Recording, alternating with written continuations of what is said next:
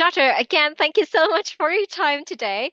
And I'm just so excited to talk to you because I know you've been our client for quite some time now.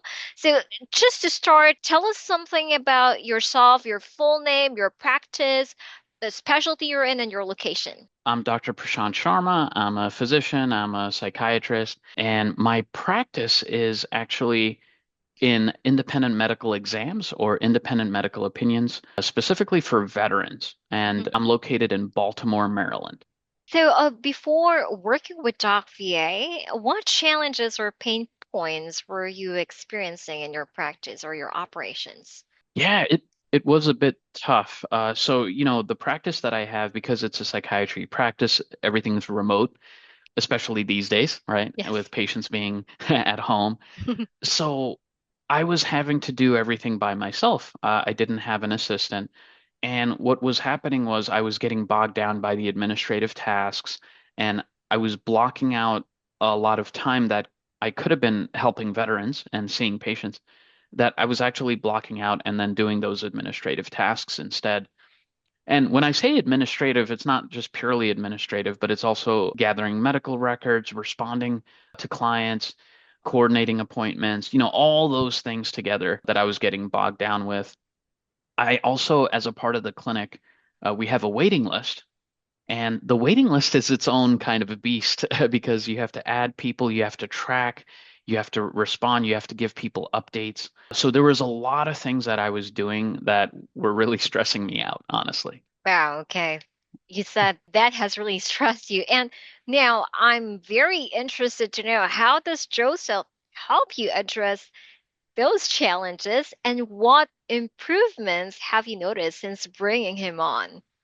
Yeah, it's been wonderful. One of the reasons why it's been, I think, a few years now Yes. uh, that I've been working with him. So Hmm. basically, bringing him on, he has taken all of those tasks that I was just talking about. So Hmm. he's taken the waiting list management. He's taken the, responding to clients and their questions, Hmm. um, gathering the medical records. I think that might be the biggest part is gathering the medical records. He's taken that on. Hmm. He's also taken on organizing and summarizing medical records, which has been wonderful. I think one of the biggest things that stands out to me is how fast Joseph was able to conform to what I do, because really what I do is not traditional psychiatry. It's these independent medical opinions that are kind of medical legal. So he was really able to conform to that, and then basically just taught him once, and then he Hmm. was able to take on those tasks, which was pretty nice. Wow. Wow, Yeah. that's amazing. I would surely tell that to Joseph for sure. Yes. Okay. So, other than those tasks that you've mentioned, are there any other specific responsibilities or accountabilities that Joseph handles today? And how does it support your overall operations? Great question. So I think that part is actually something he has taken on because he is pretty proactive with asking me, like, hey, where are we at on the waiting list? How far booked are we? Should I contact more people? Do we need to get more people onto the schedule? Things like that, basically. Another part is we ended up kind of adding more cases onto the week, and he has pretty much just rolled with it and taken on those cases as well. Originally, those cases were a lot simpler just because Hmm. of like where they were being referred from. Hmm. But now those cases also became complex because now we're getting them from a different referral source. So at the end of the day, what I mean is that he was able to take those on as well. And it hasn't changed anything, which is amazing. It hasn't changed his turnaround time on those medical summaries or, contacting clients or anything like that. So wonderful to hear, Doctor. So, what would you recommend or advise to providers who are on the fence about hiring a VA? Yeah, and this is something that I was also on the fence about because this is the first time I've worked with a virtual assistant. So, it's normal, right? That feeling is, I think, very normal to be on the fence because I think, Hmm. especially before the pandemic and things, we were always Right. used, yeah, we were always used to being with that person who's helping us or we're working with. And we're used to that now. We're with a virtual assistant. This person is remote, right? Obviously. And so there is that kind of trust that you have to build, right? And what I would say is give it a shot, right? Because it can be really helpful to your practice. And what you can do, and what you guys did for me, is that obviously you want to interview the person. You want to Right. talk with the person. You want to talk about what kind of practices that you have and what are the duties you want the person to take on. You want to see how confident they are or maybe not. You want to do that meet and greet so that you can understand if they can help you or not. And then Hmm. what I would advise is what I ended up doing is I had meetings with Joseph after he came on to teach him things. But Hmm. I also did periodically, I would need to update him like, oh, hey, could you take this on as well? And so what I would simply do is just record my screen doing that task, and I would just send him that video. And then what's nice about that is he would have that to reference and he would just pick that up again very seamlessly. And so there are ways that even though you might not have all the time, that you can still mentor and sort of guide the virtual assistant.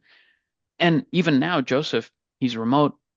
We talk using a, HIPAA compliant messaging app. So we just Right. chat back and forth.